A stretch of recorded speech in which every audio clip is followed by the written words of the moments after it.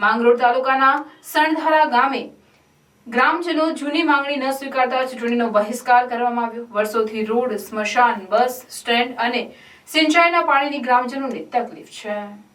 માંગરોળ તાલુકાના સણધરા ગામે ગ્રામજનો જૂની માંગણી ન સ્વીકારતા ચૂંટણીનો બહિષ્કાર કરવામાં આવ્યો। વર્ષોથી રોડ, સ્મશાન, બસ સ્ટેન્ડ અને સિંચાઈના પાણીની ગ્રામજનોને તકલીફ છે। આ અંગે વારંવાર રજૂઆત કરવામાં આવી છે। અધિકારીઓ અને સરપંચને રજૂઆત કરવા છતાં કોઈ જ પરિણામ મળ્યું ન હતું। 2022માં સિંચાઈના પાણીની લાઇન માટે કરવામાં આવ્યું હતું ખાતમુહૂર્ત, પરંતુ હજુ સુધી સિંચાઈની પાણીની સુવિધા ઉપલબ્ધ કરવામાં આવી નથી। તેથી 320 મતદારોએ મતદાનનો બહિષ્કાર કર્યો। તેની જાણ થતાં અધિકારીઓ દોડતા થયા હતા। અમારે પાણીની રજૂઆત ખાસ જરૂરત છે, એટલા માટે અમે બહિષ્કાર કર્યો છે કે 500 કરોડની યોજનાનો પ્રોજેક્ટ પાસ કર્યો છે। ગામે ગામ પાણી જોતું છે, પણ તાલુકો માંગરોળ, જિલ્લો સુરત છેલ્લું ગામ છે અમારું માંગરોળ તાલુકાનું, પણ આજ સુધી પાણી આવ્યું નથી। અમારા ગામના લોકો ખેતીવાડી, પશુપાલન એના પર જ નિર્ભર છે। અમે અત્યારે અમારા ગામમાં ખાલી 2% જેવા જ નોકરીઓ છે, 2-3 જણા જ છે। તેના સિવાય બધા ખેતીવાડી, પશુપાલન પર નિર્ભર કરતા છે। એટલે કહેવાનો મતલબ આ છે કે પાણીની ખાસ જરૂરત છે અમને ને લોકો અમે રાજકારણ આવતા છે એ લોકોને બી રજૂઆત કરી હતી, પણ એ લોકોએ કંઈ ધ્યાન આપ્યું નથી। એના માટે અમે એને રજૂઆત થાય ને અમારો પ્રશ્નનો હલ થાય એના માટે અમે બહિષ્કાર કર્યો છે।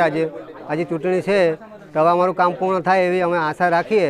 સુરત જિલ્લાના માંગરોળ તાલુકાના 19 ગ્રુપ પંચાયતમાં આવતું આ સણંદરા ગામ છે।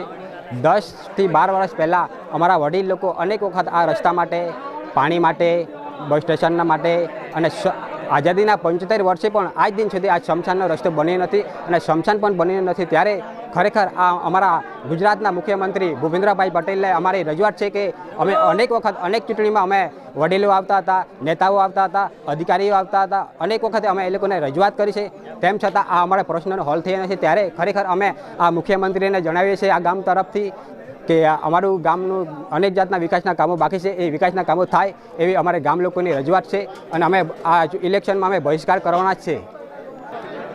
આ ઇલેક્શનની અંદર અમારા ગામની અંદર અનેક જાતના પ્રશ્નો છે, એ કામો થયા નથી અને ગોરધા કાકડાપાડ ઉદ્વહન યોજના હેઠળ 500 કરોડ રૂપિયા મંજૂર કરવામાં આવેલા, એ પણ અમારા ગામને ફાળવવામાં નથી આવ્યા। ત્યારે અમે આદિવાસી વિસ્તારમાં વસીએ છીએ, અમે પશુપાલન તરીકે કામ કરીએ છીએ અને ખેતી દ્વારા કામ કરીએ છીએ। અમારા પર કોઈ બીજો વ્યવસાય નથી। ત્યારે ખરેખર અમને પાણીની જરૂર છે, અમને સરકાર પાણી આપે એ જ અમારી માંગ છે અને અમે આ ચૂંટણીની અંદર અમે બહિષ્કાર કરવાના છે। અમે નક્કી છે, અમે ગામ લોકોનું આ ધ્યાન દોરીએ છીએ અને મુખ્યમંત્રી અને વડાપ્રધાન નરેન્દ્રભાઈ મોદીને ગુજરાતના મુખ્યમંત્રી હતા ત્યારથી આ ગામડાઓ બાકી છે। ત્યારે ખરેખર આદિવાસી વિસ્તારની અંદર આ લોકો પાણી આપે એવી અમારી રજૂઆત છે।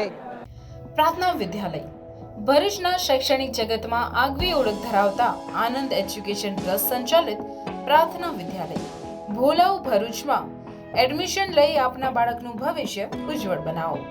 જ્યાં અનુભવી અને નિષ્ણાંત શિક્ષકો દ્વારા સતત માર્ગદર્શન, માસિક ટેસ્ટ દ્વારા વિદ્યાર્થીઓનું મૂલ્યાંકન અને માર્ગદર્શન, નિયમિત વાલી મીટિંગ અને સતત પ્રોત્સાહન, ઇતર પ્રવૃત્તિઓ દ્વારા નૈતિક મૂલ્યોનું સિંચન, દરેક વિદ્યાર્થી પર વ્યક્તિગત ધ્યાન, આધ્યાત્મિક જ્ઞાન દ્વારા સંસ્કાર સિંચન, શાળાની એપ્લિકેશન તથા ટેકનોલોજીના માધ્યમ દ્વારા શાળામાં થતી વિવિધ પ્રવૃત્તિઓની માહિતી, રમતગમત, વિજ્ઞાન પ્રદર્શન, બાહ્ય પરીક્ષાઓ તથા સ્પર્ધાઓ દ્વારા વિદ્યાર્થીઓનું સર્વાંગી વિકાસ, આધુનિક ટેકનોલોજી, આધ્યાત્મિકતાના સમન્વય દ્વારા નર્સરીથી ઉચ્ચતર માધ્યમિક સુધીનું એક જ જગ્યાએ શિક્ષણ, સાથે સાથે પૌષ્ટિક નાસ્તા માટેની સુંદર વ્યવસ્થા, રમતગમત માટેનું વિશાળ મેદાન, લાઇબ્રેરી, અદ્યતન computer lab, chemistry lab, physics lab તથા બાયોલોજી લેબ,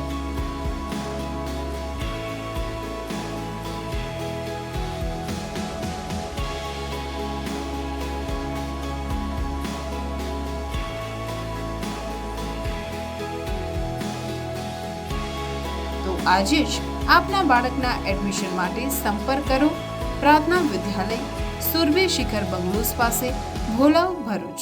મોબાઈલ નંબર 8460862227। પ્રાર્થના વિદ્યાલય।